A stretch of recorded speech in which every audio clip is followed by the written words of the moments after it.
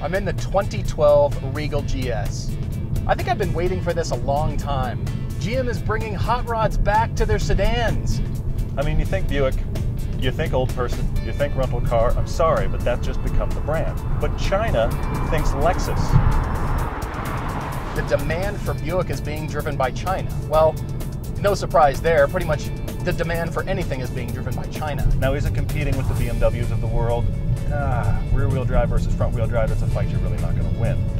But this one like this, loaded to the gills, $37,000. $37,000 in Beamer world doesn't really get you very much. It's not a small car either, but this car moves. The engine is very willing. It never sounds labored. You get it way up near the red line, and it's still not really complaining about it. It's perfectly happy to run there. The engine is great. The transmission is not. Every time I shift, it sits here and goes, okay, I think is that what we want? Okay, now we're going. Check your expectations. This is a shiftable automatic. This is not a paddle shift. This is not a dual clutch.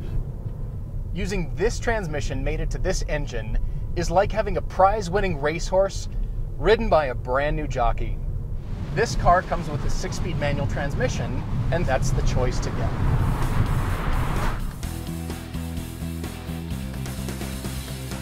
Now this is a Regal, so you've got the Regal styling, which I think is pretty good. But the front clip is different, kind of the Buick body kit. It visually lowers the car. That nice scoop on the side panel is really a distinctive feature on this car. And the actual character line up over the wheels into the trunk, it actually kind of is a familial resemblance to the Chevy Cruze, but it still looks very mean. And thank God they didn't put the triple porthole on the front fender. I mean, that has just got to stop. This car is, yes, kind of a hot rod flavor of the Regal, but it's still the Regal interior. The materials are fine. There's soft touch plastics on the dash, there's some soft touch plastics on the door, but in a lot of cases, it is still hard GM plastic. The good news is that those plastics and things are really only on the things you're not going to touch unless you think, what does that feel like? This entire center stack, everything about it feels like shields laid on top of each other. Not that rounded off GMized buttons, they're actually sharp and crisp and they have character. Everything in here is really well thought out, and they're finally putting seats in that are effective. Probably the best seats I've ever sat in a GM vehicle. This GS is definitely trying to let you know it's an enthusiast car. Everything is saying, look at me, I'm a sports car, and it kind of is. The whole front end of this car is pretty busy when you're hammering it through the corner. Not very many car manufacturers have been able to figure it out, but I have yet to feel any torque steer through this car. It initially feels a little overboosted, but I'm getting some good feedback through the corners here.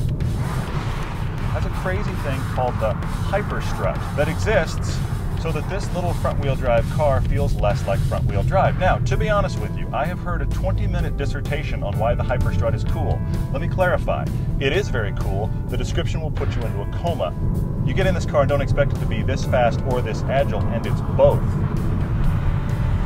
Now, this car has 3 settings. It has normal, it has sport, which makes everything about 20% or so more aggressive, and then it has GS. So let's be honest, I just kind of want to break it in the GS button position and just leave it there. Take a screwdriver and pry that button off so you can never change it.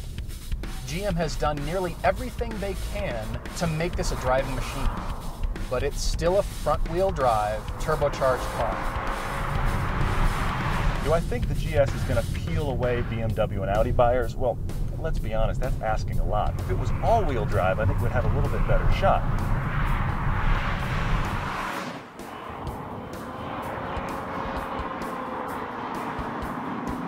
I love the direction that this car is setting, and it makes me really eager for future Buicks.